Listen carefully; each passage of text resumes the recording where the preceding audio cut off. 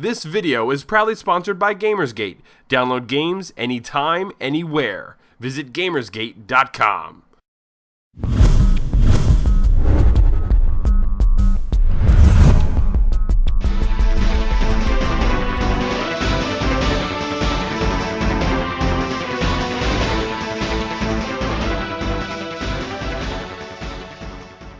You know, another thing we should mention about this game that I think is really amazing is the fact that you can essentially finish the game without ever firing a bullet. What? Yeah, because you could just absorb and survive. Yeah. Yeah, you just play it purely as survival and damage mitigation, and you'll just make it. You can, because the boss battles, if you don't beat the boss after a certain period of time, it just flies away, and you continue through the level. Are there masochists out there that that actually do that? There are some great videos on YouTube of people who are just Insane. far more insane than I could ever be. Yeah. There's a guy on there that he plays 2-player by himself. And oh my god, he kills it. It's incredible. It's amazing. I'm gonna put that in the show notes for this episode because you gotta see it because it's amazing. They show the screen and then they show like picture in picture his hand on. He's using like the big arcade sticks to play, and so then you see both of his hands on it playing it. It's amazing to watch. Yeah, I have a lot of respect for that, but no fucking way could I ever... I got shit to review! So, you want to hit some community feedback? Yeah, we did get some feedback from the folks who listen. I guess first of all we'll say from Nick, who's a listener and also at one of our... He hangs out over on Shamoozle quite a bit. Nick, you should come over, hang out on Outer Geek too, man. Takes 2 seconds to register an account. Come on over and comment. Actually, you don't even need to register anymore. Facebook comments are enabled now. Yes. Yep. Nick said, I played some GameCube Ikaruga at my cousin's when I was younger. I don't think I ever got past the second level. I remember it being pretty hard, but maybe that was me just being an impatient kid. No, it was hard. It was hard, yeah, but you know what, man? I got through the second level. Yeah, just be patient. You'll beat that second level too, man. Yeah. And then I guess TH2 is that the appropriate way to say this? TH2 he posted over on Elder Geek. Said my take on Ikaruga when I did play on GameCube is it's such a hard game. Then he did kind of the little like the face, you know, sad, like the ASCII face kind of looking to the side. Yes. I guess I really enjoy the concept with the light to dark switching, but the game is not very noob friendly. As I've only played a few shooters in my time. In the end, I gave up on it since shooters like Ikaruga are only for people who are willing to invest time in it. I agree with that to some extent. Yeah, I mean, I definitely, like we said, the guys who are getting the most out of this game are the most insane people in the world. But I even as someone who's kind of a noob, I with these types of games, it's like a genre I want to be good at, but I'm not as good as I'd ever like to be. But I still got a decent amount of enjoyment, and it's a game I go back to over the years. Mm-hmm. I'll tell you what, I would probably enjoy this game much more, or I would have enjoyed it much more if there was a slightly more gradated level of difficulty. Like, say, level 2 wasn't the one that totally destroyed everybody, if maybe level 3 was the one that did that. I could see that, since that's like the midway point. That should be where it separates the Papa Bears from the Baby Bears. And also, if this kind of game existed back when, arcades were kind of in their golden age here in the States, I'd be looking at this through rose-colored glasses for sure. Mm-hmm. Matthew Mahoney via Facebook said, "Oh man, my friends and I made a drinking game out of that. Spectators drink every time a player changes color, a 6-pack down before the second stage boss." That's a great way to die. Yeah. I can see a 6-pack being done before that first stage boss. Yeah, really. It's pretty funny. Yeah, don't advocate underage drinking in any way, shape, or form. But overage drinking, we totally do. Yeah, oh yeah. Sure.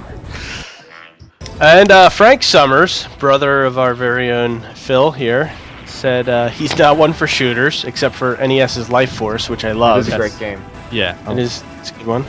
But I enjoy Ikaruga's spin on the genre. The color mechanic adds an extra layer of depth to it and makes you kind of have to learn how to switch the way you view the game on the fly. It is very clever and keeps you on your toes. I also like how it's old school in design. The same enemies come out and shoot in the same patterns, which encourages you to perfect your runs and get higher scores. You know, I'd like to add, since you brought up Life Force, that Life Force is probably my all-time favorite shooter, and that Ikaruga is like my second. So Life Force is awesome. And Life Force, by the way, I bought that game when I was a kid, and I bought it just because of the box. I thought the box was awesome. Yeah, it was a really cool box art. It's got that crazy kind of like H.R. Geiger looking thing on it, right? That big serpent. Mm-hmm. Yeah. Yeah. We might have to throw that on as a game club choice one of these episodes. I can still do it in 3 lives, man. I haven't played that game. No way. Yeah.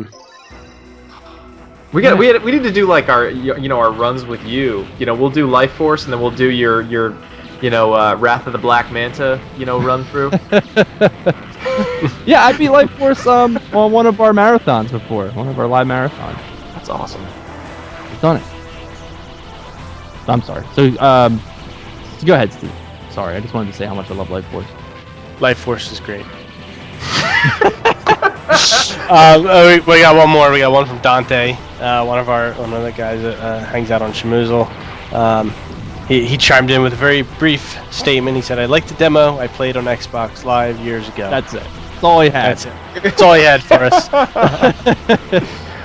Well, thanks for the Schmoozle community for chiming in that time. I think they did a great job. Yeah, and the Elder Geek crew too. Yeah. Hopefully we'll be getting some more this time around because what do we got? What are we voting for next show? We're going free to play. We are. Oh. That way, hopefully, My wife is gonna love that. Yeah. I've actually never played a free to play game before. No? No. Well, here you go. Now's the time to get in on the goodness because there's some good ones out there.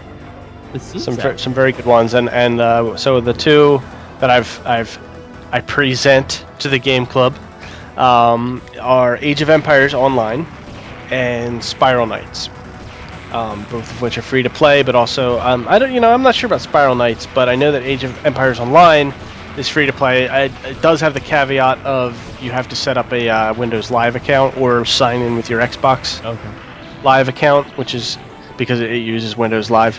But you don't need to make a gold account. You can just make the free silver one if you don't. For people out there who might not have an Xbox account, I don't want them to feel obligated or anything. Right.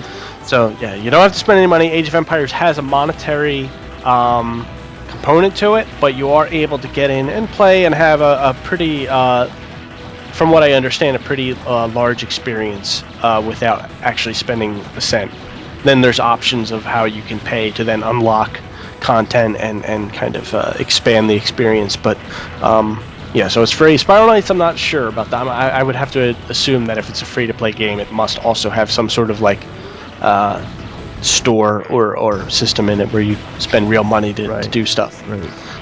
But they're two very different games. Age of Empires Online is an RTS at heart. It's an RTS. It's kind of a... I don't even want to talk about it ahead of time. I've played it for maybe about 20 minutes, and it's one of those games where I've wanted to play it a lot more, so I feel like this would be a great excuse for me to do that, to be quite honest, and if other people are interested as well. It's an RTS, but it's got more of like an RPG component to it. It's got a leveling system, talent trees, in-game crafting. It's one of those things that can just be insane. The amount of sounds stuff deep as shit, man.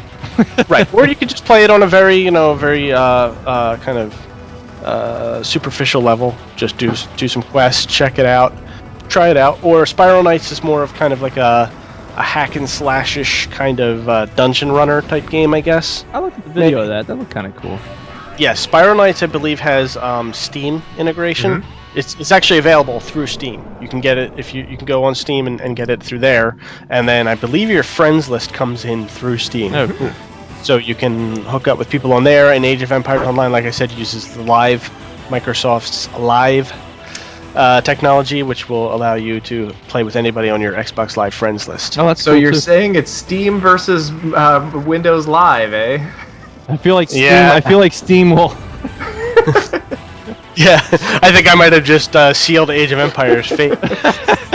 with that little revelation. But seriously, either of them are I think are fine games. So Cool. vote for the one you guys want to play because that's what this is all about. Cool. I'm gonna play the damn games anyway. Yes. Want you guys to vote. All right. Cool. So that's that for the following one, and we hit all our points on Ikaruga. Randy, I'm sorry you didn't like it very much. Again, it's one of those games I can appreciate, but Yeah. not for me. Maybe if you record some footage and you're playing again, now you know these things. Maybe you'll like it a little more. Probably not. I'm telling you, if on the video, like if somebody sees me beat the second boss, they will be seeing me beat the second boss for the first time, and they should cheer at that moment, and they should raise a beer for me. Wow. And then I'll know that you loved it. That's when you had that epiphany. And you're like, I'm doing the shit, and then you. All right, then. So let's wrap up this episode of the Game Club. For myself, Steve, Phil, and Randy, thank you very much for listening, and we will see you next time.